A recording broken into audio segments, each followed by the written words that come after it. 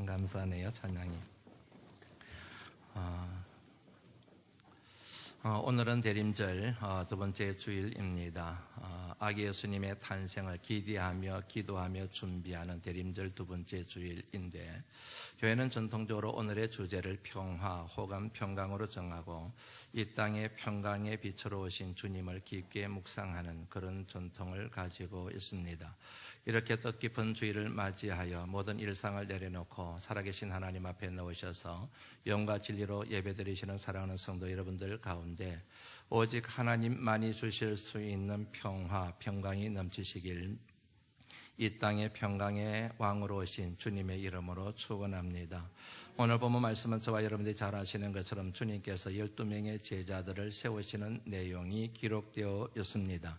몇 가지를 한번 생각해 보려고 합니다. 첫째, 주님의 제자가 될 수 있는 단 하나의 조건이 있습니다. 유일한 조건이 있습니다. 그것은 바로 주님의 부르심입니다. 13절 말씀 같이 한번 읽어볼까요? 읽어봅니다. 시작. 또 산에 오르사 자기가 원하는 자들을 부르시니 나온지라. 주님이 원하시는 자들을 세우셨습니다. 그들이 바로 제자들이 되었습니다. 내가 원한다고 해서 주님의 제자가 되는 것이 아닙니다.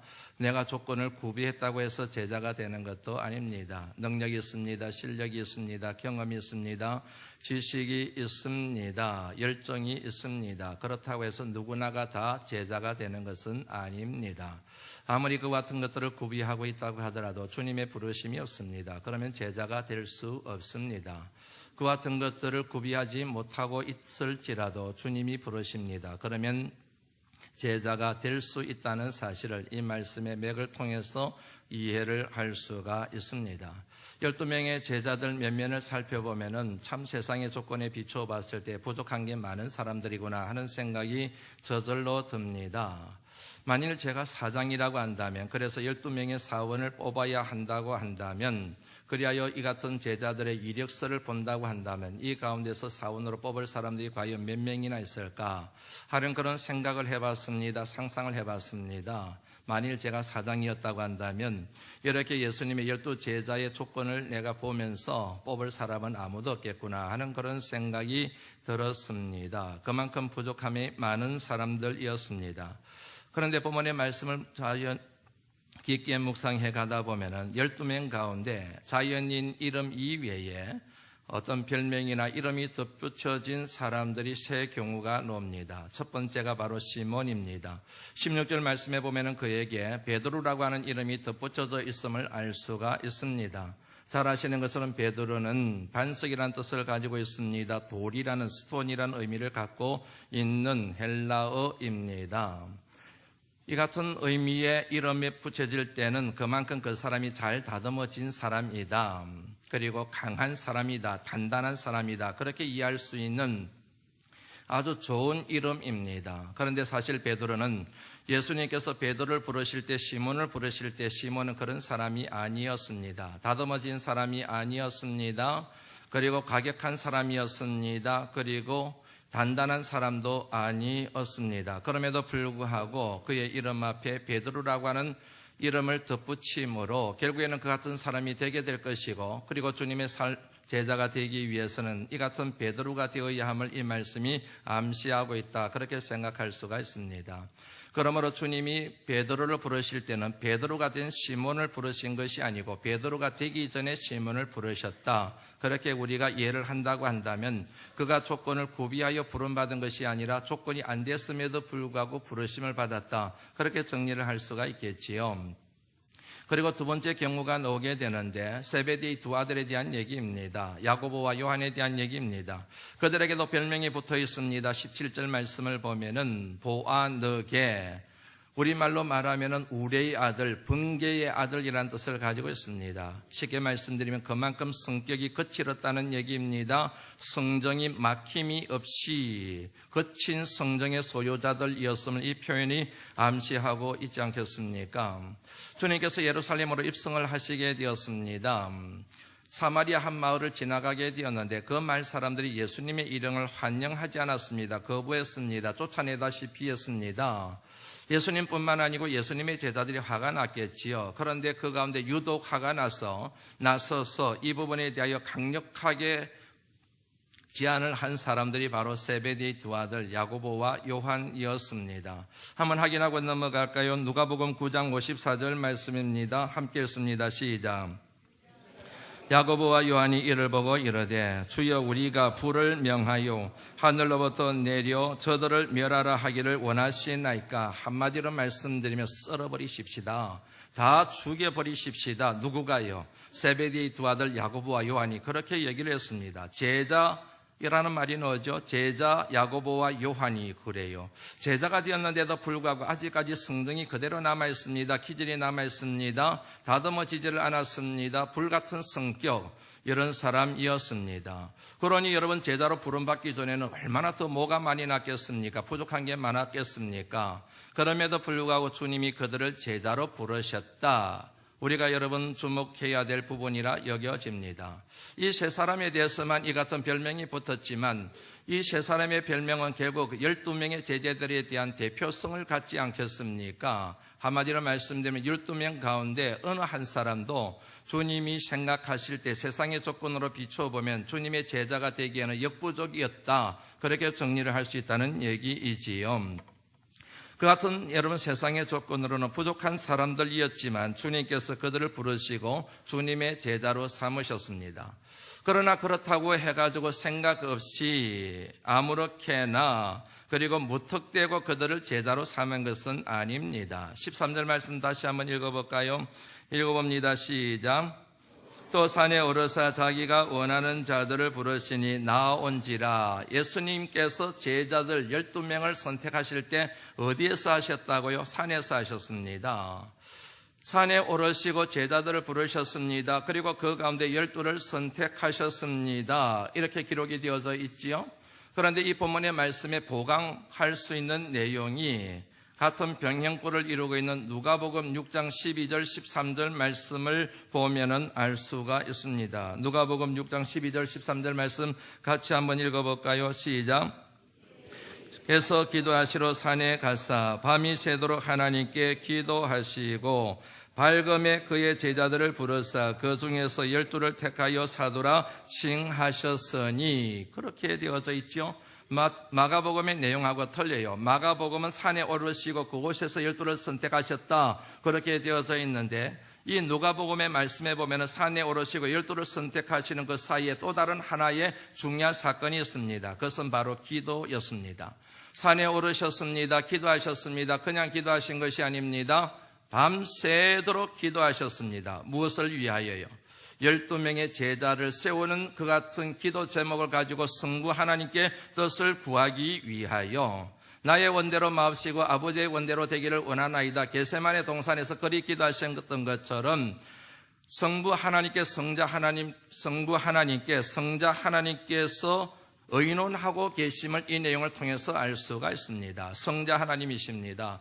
얼마든지 본인의 뜻대로 정할 수가 있습니다. 선택할 수 있습니다. 결정할 수가 있습니다. 그럼에도 불구하고 그러지 않으셨습니다. 산에 오르셨습니다. 성부 하나님께 뜻을 구합니다. 밤새도록 실험하여 세운 사람이 바로 12명이었습니다. 누가복음 6장 13절 말씀을 꼼꼼하게 들여다보면 참 재미있는 내용이 나와요. 그런 식이 되어 있지 않습니까? 그 제자들을 부르사 그 중에서 12를 택하여 사도로 칭하셨다. 그런 말씀이 그렇게 기록이 되어져 있습니다. 많은 제자들을 불러 모으신 거예요. 그냥 지나가면서 12명을 1명 채우고 2명을 채우고 12명을 채운 것이 아니라 많은 제자들을 다 불러 모으시고 난 다음에 그 가운데서 12명을 뽑으셨다. 그렇게 이 말씀이 기록이 되어져 있지요. 우리는 주님이 공생애를 사시면서 너와 나 따라 내 제자가 되거라 이렇게 하시면서 채워나가신 걸로 이해를 하는데 오늘 말씀을 가만히 들여다보면 그게 아니에요. 예수님을 따르는 수많은 사람들이 있었습니다. 제자들이 있었습니다. 그런데 그 사람들 가운데서 산에 오르셔서 하나님께 기도하시고 난 다음에 12를 딱 가려 뽑으셔서 제자로 세우셨다. 그렇게 여러분 오늘 말씀을 통하여 이해를 할 수가 있게 되지요. 사람을 세울 때, 일꾼을 세울 때 가장 중요한 게 바로 기도라고 하는 사실을 이 말씀을 통하여 저와 여러분들이 교훈을 얻을 수가 있습니다. 교회 공동체가 사람을 세울 때, 일꾼을 세울 때 정말 중요한 게 기도입니다. 아무렇게나 세우는 것이 아닙니다. 그냥 생각나는 대로 세우는 것이 아닙니다. 무턱대고 세우는 것이 아닙니다. 나하고 관계가 있기 때문에 세우는 것이 아닙니다. 그냥 사람이 봤을 때 성정이 좋아서 세우는 것이 아닙니다. 주께서 피로 값주고 세우신 믿음의 공동체이기에 이 공동체를 세워가는데 하나님의 뜻에 합당한 사람이 누구인지를 지도자들은 깊게 고민하고 생각하고 난 뒤에, 무엇보다도 하나님과 의논하고 난 뒤에 하나님의 뜻에 따라서 사람을 세워야 함을 이 말씀을 통하여 저와 여러분들이 마음속에 정리해야 될 줄로 믿습니다. 그것은 세움을 받는 사람도 마찬가지예요. 요청받는 사람들도 마찬가지입니다. 내 형편에 따라서, 내 처지에 따라서 반응하고 대답할 것이 아니라, 하나님, 제가 이렇게 요청을 받았는데 어떻게 하면 좋을까요? 하나님의 뜻을 구하는 기도가 필요하다는 사실도 동시에 이 말씀을 통하여 깨달을 수 있는 부분입니다. 오늘 이 말씀을 묵상하면서 뜬금없는 질문이 생겼습니다. 그래서 깊게 한번 생각하고 또 말씀을 찾아봤습니다. 무슨 질문이 들었느냐 하면, 예수님께서 12명의 제자를 부르실 때 그 12명이 모두가 다 제가 순종하겠습니다, 주님을 따르겠습니다, 그렇게 단번에 뜻을 정하여 주님을 따랐을까? 이런 질문이 갑자기 생기더라고요. 여러분들 어떻게 생각하시는지요? 많은 교인들이 그렇게 알고 있습니다. 예수님께 불렀더니 배를 버리고 그물을 버리고 아비를 버려두고 모든 직업을 포기하고 가정도 내팽개쳐 버리고 저 즉시로 주님을 따라 나선 것처럼 모든 교인들이 이해를 하고 있어요. 그런데 말씀 여러 군데를 찾아보면서 오늘 또 본문에 나오는 한 표현을 통해서 그게 아니었구나, 12명의 제자를 세우는 게 주님께는 참 힘든 일이었구나, 그런 것을 느끼게 되는 표현이 오늘 본문 말씀에 나옵니다. 13절 말씀에 보면 주께서 원하시는 자들, 주께서 원하는 자들이라고 하는 표현이 나옵니다. 이 표현을 이해하고 해석할 때 중요한 게 있습니다. 그것은 바로 시제입니다. 타이밍입니다. 과거, 현재, 미래가 있잖아요. 그런데 주께서 원하는 자들이라고 하는 여기에 사용된 시제는 미래 완료입니다. 미래 완료.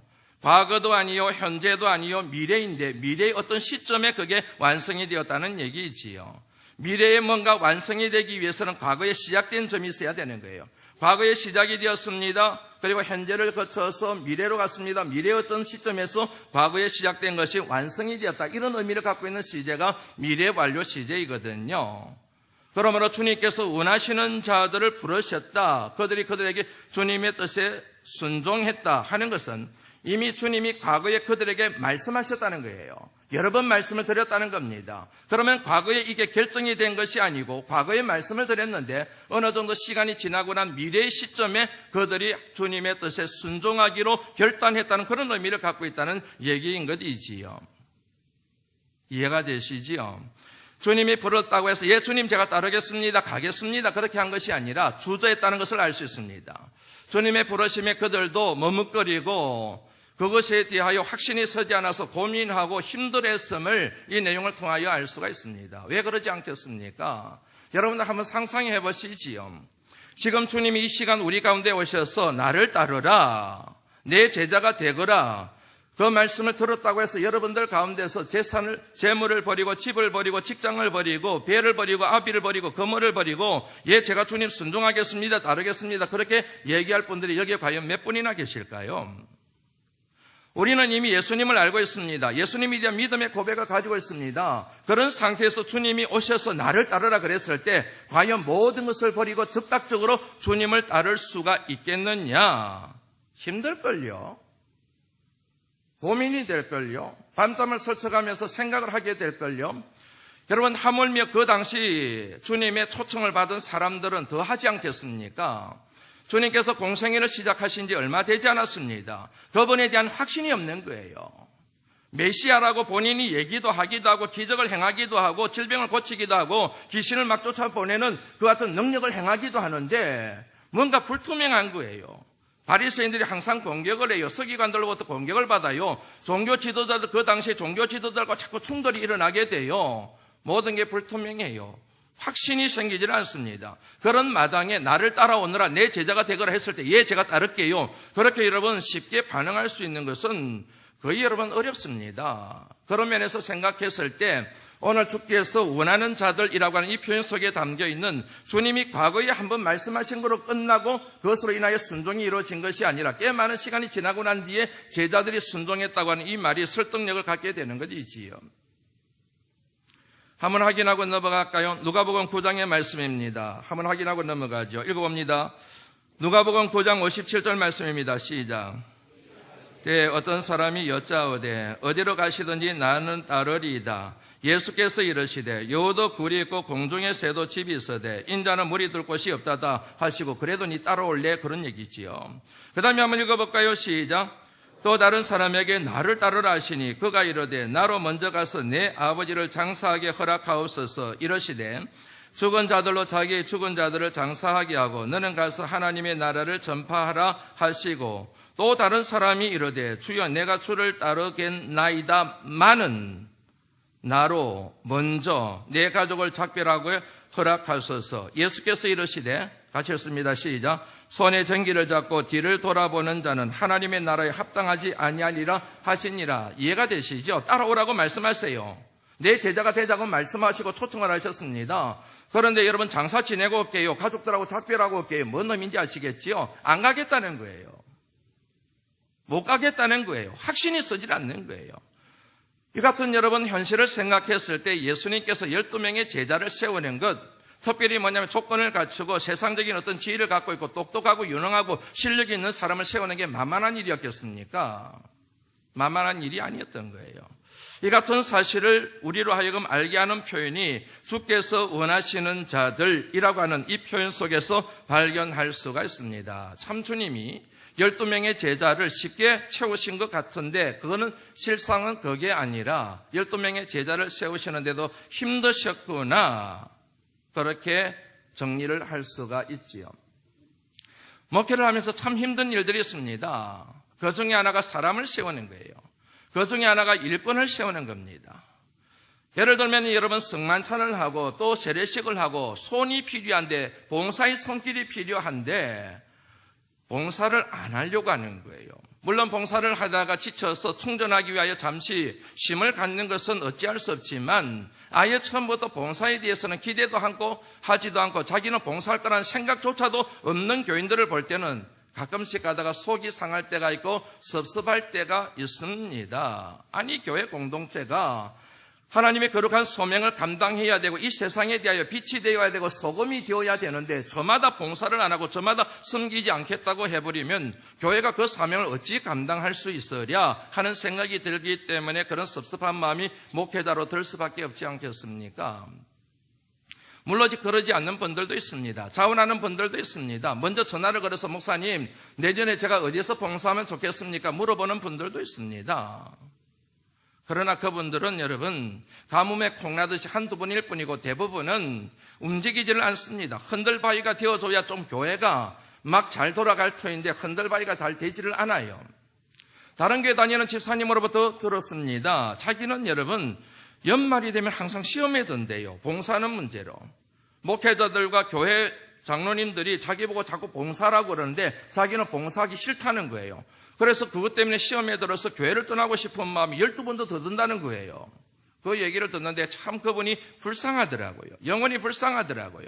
아니 봉사가 싫어가지고 시험에 들고 봉사가 힘들어가 교회를 떠날 생각까지 한다는 그 자체가 참 안타까운 마음이 들 수밖에 없는 것이지요. 속으로 그렇게 생각했습니다. 기도하면 되는데 기도하면 그 문제를 쉽게 풀 수가 있는데 그거를 자신의 형편과 처지에 맞춰서 이해하고 해석하고 반응하려고 하니까 힘든 것이지요. 하나님의 뜻을 구하고 하나님의 생각을 물어보면은 그 부분에 대한 답은 명확하게 드러나게 되어져 있거든요. 사랑하는 성도 여러분, 봉사를 하실 때마다 언제나 기도하실 수 있기를 주의 이름으로 축원합니다. 그러면 여러분 정답을 쉽게 찾을 수가 있습니다. 주님께서 12명의 제자를 세우셨습니다. 그런데 12명의 제자를 왜 세우셨는가? 그 목적이 무엇인가? 그 여러분 주님의 의도가 14절 15절 말씀에 나오지요. 한번 같이 읽어보겠습니다. 시작.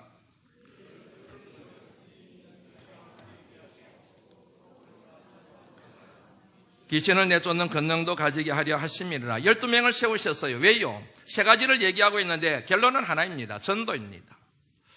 전도란 무엇인가? 말씀을 전하게 하기 위해서입니다. 말씀을 전하는 것이에요. 그래서 영어 성경에 보면 preach라는 말을 씁니다. 설교하다, 말씀을 전하다 이렇게 쓰고 있습니다. 하나님 말씀을 전하는 게 전도라는 얘기지요. 한번 여쭤볼까요? 하나님 말씀의 중심은 뭡니까? 예수 그리스도이지요. 구약 성경은 오실 메시아에 대한 약속의 말씀이고 신약은 오신 메시아에 대한 성취의 말씀입니다. 그러므로 신구약을 간통하는 중심 주제는 바로 예수 그리스도입니다. 그러므로 전도한다는 것은 말씀을 전하는 것이고 말씀을 전한다는 것은 곧 예수 그리스도를 전하는 것을 의미하며 따라서 결론적으로 전도는 예수 그리스도를 전하는 것임을 알 수가 있습니다. 내 교회를 자랑하는 게 아니고 목사를 자랑하는 게 아니고 프로그램을 자랑하는 게 아니고 전도는 예수 그리스도 그분의 이름을 알리는 것, 그것이 바로 전도의 핵심이라는 사실을 정리를 할 수가 있게 되겠지요. 한번 확인하고 넘어갈까요? 사도행전 5장 42절 말씀입니다. 읽습니다. 시작. 성전에 있든지 집에 있든지 예수는 그리스도라고 가르치기와 전도하기를 그치지 아니하니라. 그들은 초대교회 성도들을 얘기하는 겁니다. 초대교회 성도들이 멈추지 않고 항상 했던 것이 있습니다. 그것은 전도와 가르침이었습니다. 전도와 가르침의 중심 내용이 있습니다. 예수는 그리스도다. 예수는 그리스도다. 곧 예수 그리스도에 대하여 가르치고 예수 그리스도에 대하여 전도했음을 알 수가 있지요. 그런데 이처럼 저와 여러분들이 가르쳐야 되고 전해야 될 예수 그리스도, 그분은 도대체 누구이신가? 예수 그리스도가 어떤 분이신가? 여기에 대해서 많은 것으로 설명할 수 있습니다. 많은 것으로 진술할 수가 있습니다. 많은 고백으로 선언할 수가 있습니다. 그 중에 하나가 한번 따라서 해보시겠습니까? 평화예요. 예수 그리스도가 누구이신가? 평화. 다시 말씀드리면 평화의 왕, 평강의 왕, 그분이 바로 예수 그리스도. 그렇게 정리를 할 수가 있습니다. 이사야 9장 6절 말씀 한번 읽어볼까요? 오늘 읽을 말씀들이 많을 겁니다. 한번 읽어보죠. 시작. 우리에게 낳고 한 아들을 우리에게 주신 바 되었는데 그의 어깨에는 정사를 메었고 그의 이름은 기묘자라 모사라 전능하신 하나님이라 영존하시는 아버지라 평강의 왕이라 할 것임이라. 아멘. 메시아 탄생에 대한, 그리스도 탄생에 대한 예언의 말씀입니다. 그 말씀 가운데 메시아가 탄생하게 되면 그분은 평강의 왕이 될 것이다. 평화의 왕이 될 것이다. 평강 그 자체가 될 것이다. 그렇게 예언한 말씀이잖아요. 메시아가 평강의 왕이 된다는 게 뭘 의미하는가?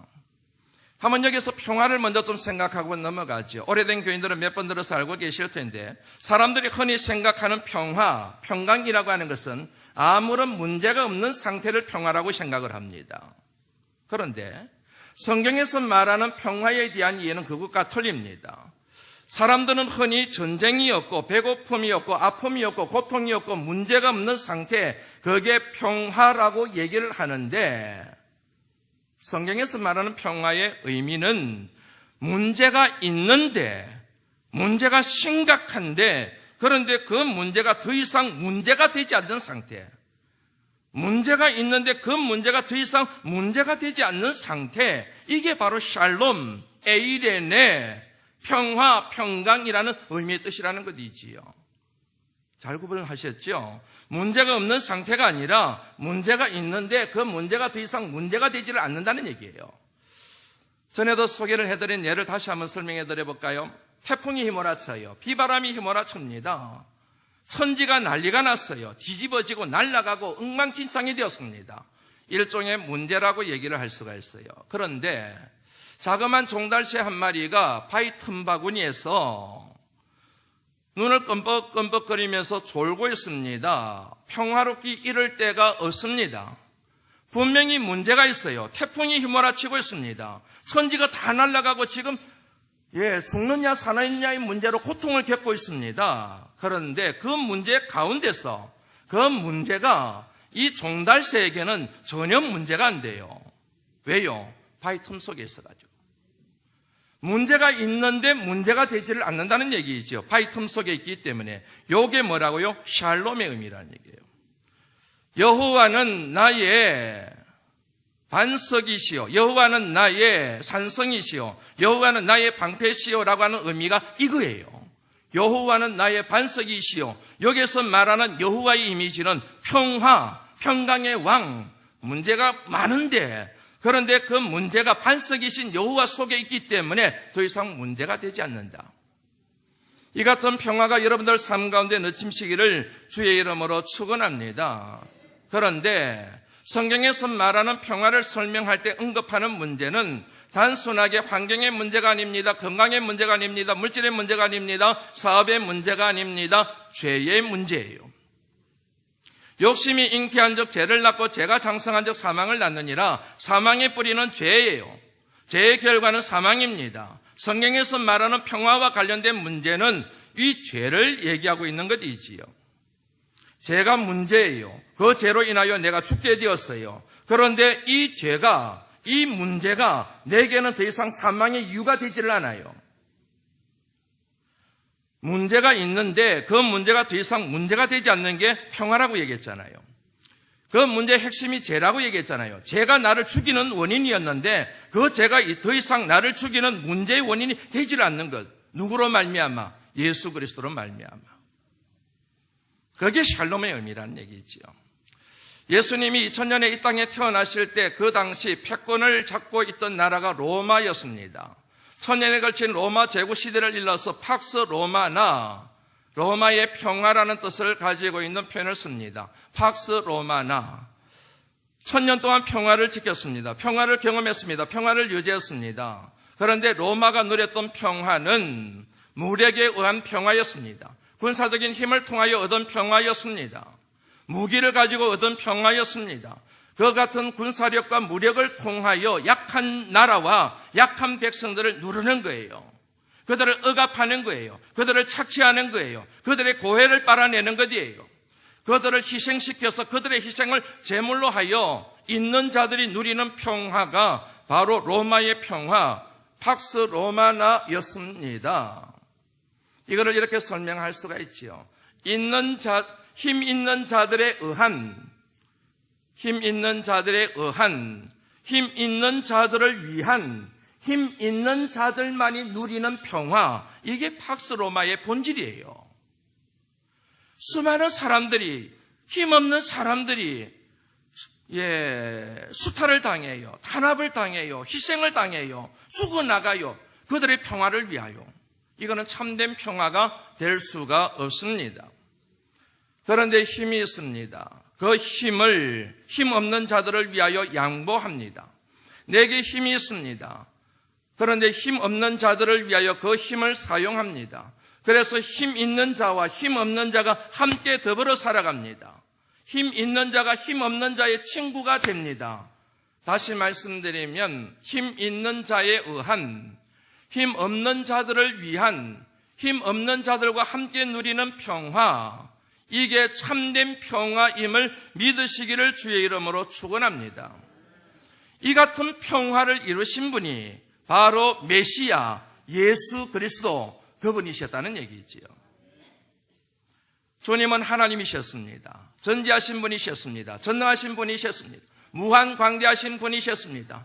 모든 힘을 다 소유하신 분이셨습니다. 그런데 그분이 그 힘을 포기하시고 인간의 몸을 입고 이 땅에 오셨습니다. 그리고 십자가 위에서 그 힘을 하나도 발휘 안 하시고 그대로 죽임을 당하셨습니다. 왜요?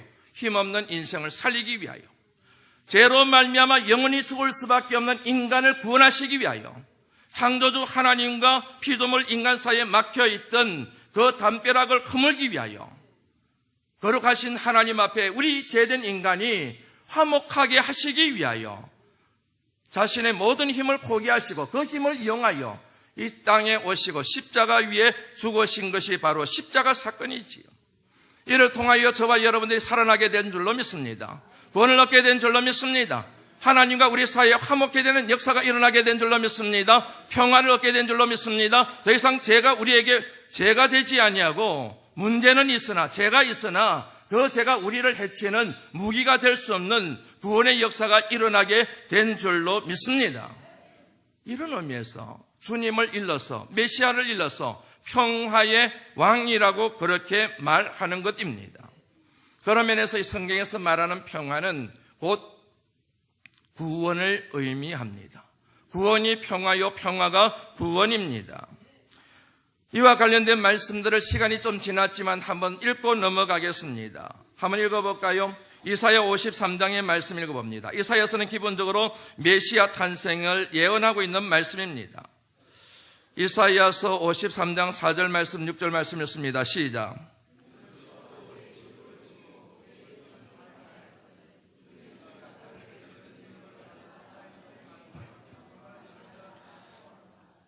그가 찔림은 우리의 허물 때문이요 그가 상함은 우리의 죄악 때문이라. 그가 징계를 받음으로 우리가 평화를 누리고 그가 채찍에 맞음으로 우리는 나음을 받았도다. 우리는 다 양 같아서 그릇 행하여 각기 제 길로 갔거늘 여호와께서는 우리 모두의 죄악을 그에게 담당시키셨도다. 아멘. 이사야 11장입니다. 읽습니다. 11장 6절 말씀부터 8절까지 말씀입니다. 시작. 표범이 어린 염소와 함께 누우며 송아지와 어린 사자와 살찐 짐승이 함께 있어 끌리며 암소와 곰이 함께 먹으며 그것들의 새끼가 함께 엎드리며 사자가 소처럼 풀을 먹을 것이며 젖 먹는 아이가 독사의 굴에 손을 넣을 것이라. 이해가 되시지요? 메시아가 도래하게 되면 이 같은 일들이 일어나게 될 것이라고 그렇게 약속하고 있습니다. 그러므로 이 같은 메시아에 대한 약속은 우리에게 좋은 소식입니다. 복된 소식입니다. 이사야서 52장 7절 말씀 읽습니다. 시작.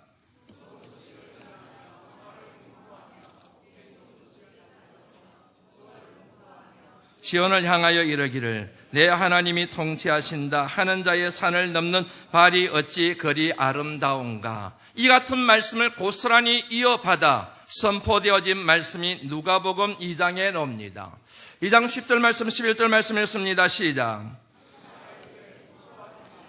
보라 내가 온 백성에게 미칠 큰 기쁨의 좋은 소식을 너희에게 전하노라. 오늘 다윗의 동네에 너희를 위하여 구주가 나셨으니 곧 그리스도 주시니라. 13절 14절 읽습니다. 시작. 호련히 수많은 천군이 그 천사들과 함께 하나님을 찬송하여 이르되 지극히 높은 곳에서는 하나님께 영광이요 땅에서는 기뻐하심을 입은 사람들 중에 평화로다. 지극히 높은 곳에서는 하나님께 영광이요 땅에서는 기뻐하심을 입은 사람들에게 평화로다.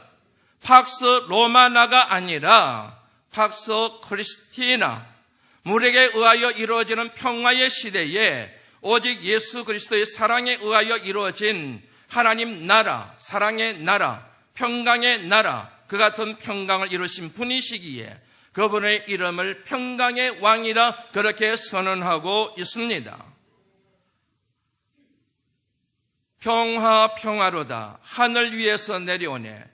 그 사랑의 물결이 내 영혼을 덮어서서 이 같은 평화를 누리시는 하나님의 사람들이 되실 수 있기를 주의 이름으로 축원합니다. 주님이 12명의 제자들을 세우셨습니다. 왜요? 이것을 전도하게 하기 위하여, 평강의 왕을 선포하게 하기 위하여 그들을 선택하셨다는 얘기지요. 이 같은 사명을 위하여 그들에게 힘을 주셨습니다. 마태복음 10장 1절 말씀 같이 한번 읽어봅니다. 시작.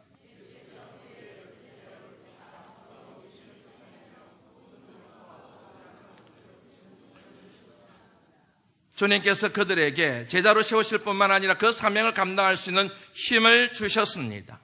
귀신을 쫓아낼 수 있는 힘을 주셨습니다. 모든 약한 것과 병든 것을 고칠 수 있는 힘과 능력을 주셨습니다. 그 같은 능력을 저와 여러분들에게도 주신 줄로 믿습니다. 그 제자들이 그런데 주님을 배반했습니다. 주님이 십자가 위에서 죽임을 당하셨습니다. 그러나 죽음의 권세를 이기시고 부활하셨습니다. 부활하신 그날 저녁에 주님이 제자들을 찾아왔습니다. 제자들은 유대인들을 두려워하여 그들이 숨어 지내는 곳에 문을 잠그고 숨어 있었습니다. 그런 그들에게 찾아오셔서 주님이 처음으로 하신 말씀이 너희에게 평강이 있을지어다. 배반자들입니다. 배신자들입니다. 자기들만 살겠다고 도망친 비겁한 사람들입니다. 그들에게 찾아가서서 죄를 덜쳐낼 수가 있습니다.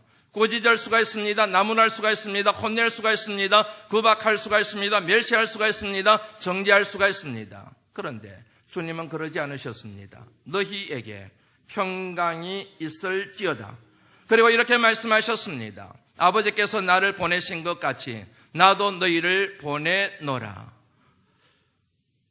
주님의 제자들에게 주님께서 이 같은 평화의 사도가 될 것을 소명으로 주셨습니다. 그 제자들에게 주셨던 소명과 사명을 저와 여러분들에게도 주신 줄로 믿습니다. 진정 여러분, 주님의 은혜로 말미암아 하나님과 우리 사이에 막힌 담이 허물어지고 평화하셨다고 믿으신다고 한다면 평화의 사도로 살아가실 수 있기를 주의 이름으로 권면합니다. 가정에서 평화의 사도가 되시고, 교회 안에서 평화의 사도가 되시고, 직장에서도 평화의 도구가 되시고, 나라와 사이, 그리고 우리 사회 가운데서도 평화의 사도로 살아가실 수 있기를 주의 이름으로 간절히 부탁을 드립니다. 평화의 사도가 됐다는 게 뭘 의미하는가? 예언아 집사님의 찬양을 통해서 함께 생각하는 시간을 갖도록 하겠습니다.